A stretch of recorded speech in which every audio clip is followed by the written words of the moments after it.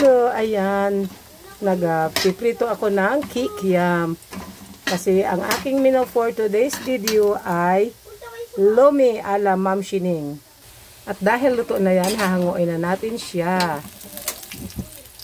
Sunod natin, igisa natin yung bawang. Nilagyan ko siya ng kaunting butter. May natira pa kasi sa fridge, kaya nilagay ko na lang dyan. Pampadagdag lasa din. Dito din sa pinagprituhan ko ng kikiam, tayo nagisa ng bawang.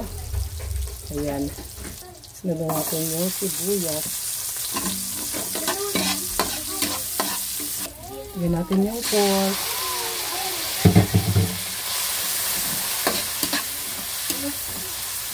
Gisa-gisa lang muna hanggang mag-golden brown siya. Lagyan natin siya ng oyster. Hindi natin ubusin yung isang buo kasi medyo malaki ito eh. Okay na yan.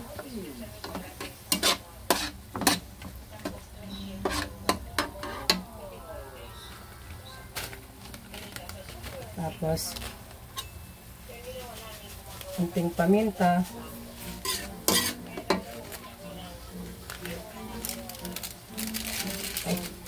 Saka unting granules.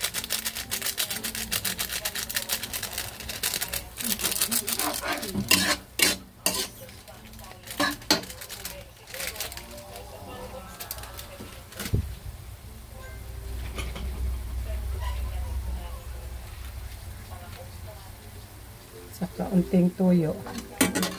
Mga ikasang kutsara lang. Hindi madukot.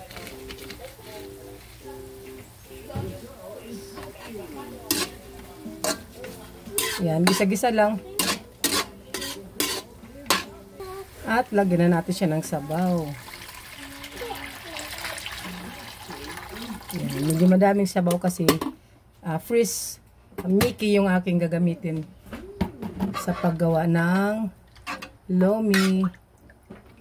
Ayan, antay lang natin siyang kumulo.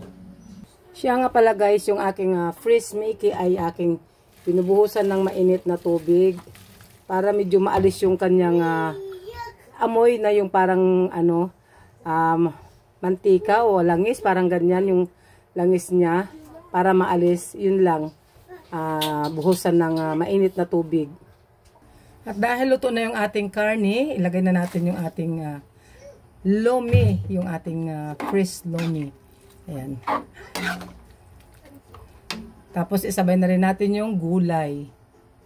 Ayan, sabay na rin natin yung gulay para sabay silang maluto. Pagkulo kasi pangit pag na-overcook yung ating Mickey at yung gulay. Kaya kailangan sabay sila kasi pagkulo nito ay atin na siyang hahanguin. Medyo konti yung aking tubig kasi alam nyo naman nag-i-expand ito. Dagdagan natin ng kaunti. Ayan, pinakuluan na yung tubig kung nilagdag. At isasabay ko na rin lagay yung aking lomi. Ayan. Ay, lomi. Ano pala? Ay, kikiam. Ayan. Pinritong kikiam. Kasi mas malasa kasi siya guys pag yung ipiprito nyo. Wow, may buo pang gulay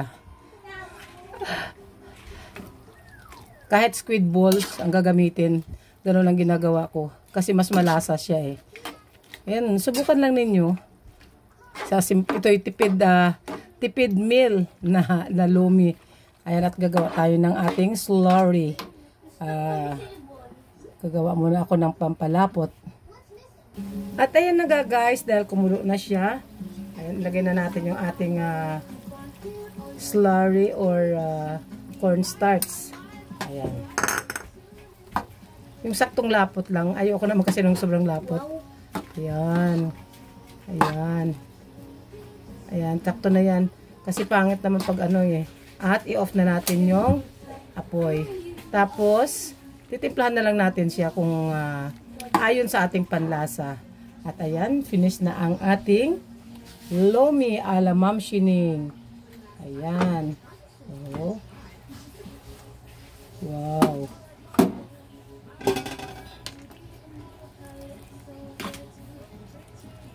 Diba? And that's all for today's video guys. Thank you so much. God bless us all and Jesus loves you. And I love you too.